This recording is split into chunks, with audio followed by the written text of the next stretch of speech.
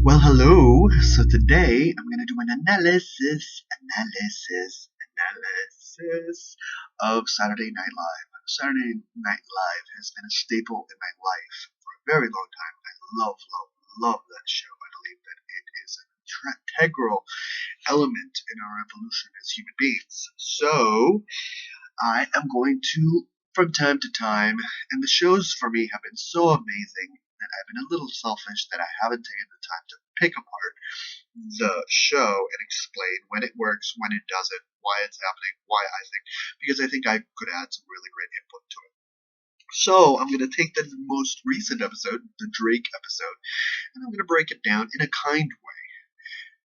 I believe there were missteps in this show, but at the end of the day, I do believe that Saturday Night Live has an amazing team of individuals that everybody is just knocking it out of the park on different levels. So it still made it into a really pretty good show.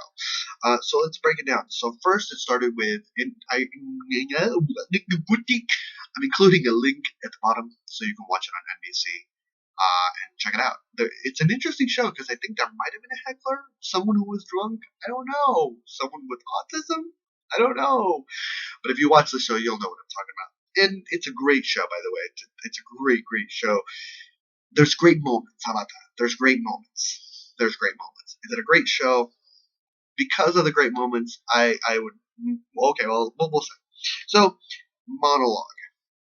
The monologue was all over the place. The monologue was over the place. There was just too much to process. Also, I personally think that when you're having a singer host, don't overwhelm us with so much singing.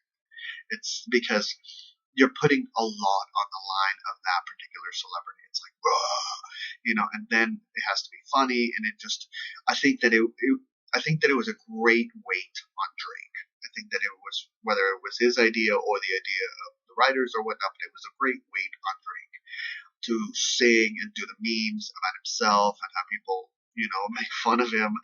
I think ultimately take one meme and use that, or maybe cut half of the memes off. I don't know. That's, if we had a time machine, but it was just all over too much.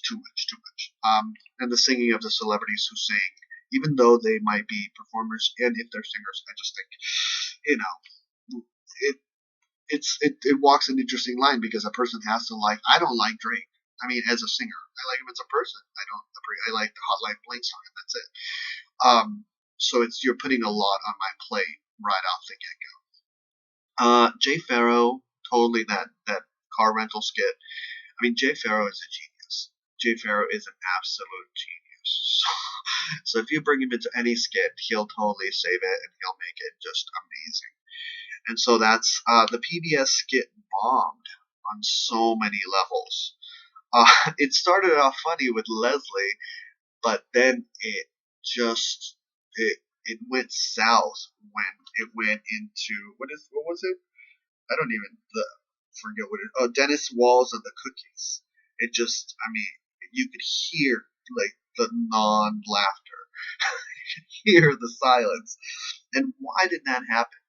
Because of the monologue, because there was so much weight put on, and then on top of that, it was singing musically aligned. So it was a whole music element stress that was placed on Drake. It wasn't. I think that Drake loves SNL. That's very clear because he's hosted many times. I mean, I think this may be his third time. I don't know, second time. But Drake loves SNL, and he really wants to. Like, I think that he really wants to have a great time. But I think just the way things were structured, they were not.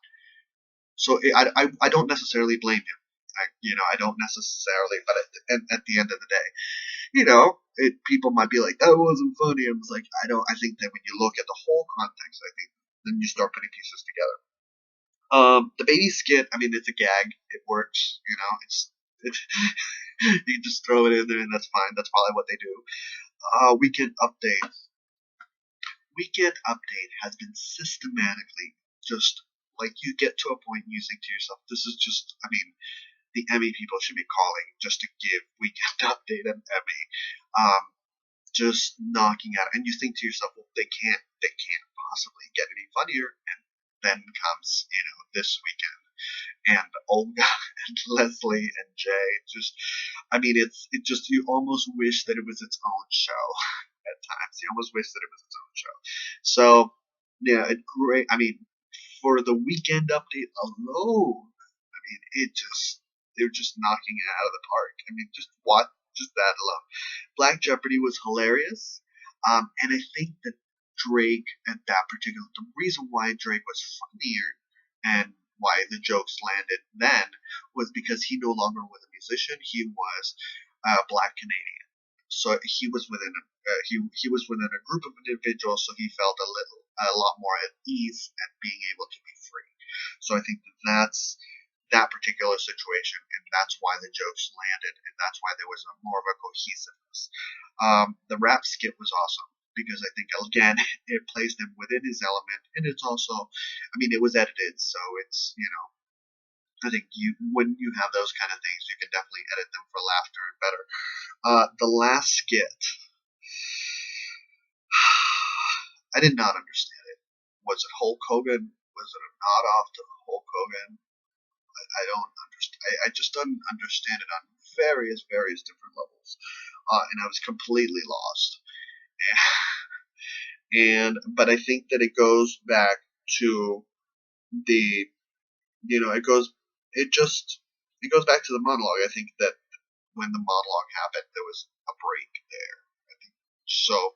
The monologue is really important, and for the psyche of the guest, in order to set the mood, in order to propel it forward. So it's got to be like tight and strong and powerful. And you can't place a lot on the celebrity. It'd be like, well, you're Drake and you can do it. It's got to be. It's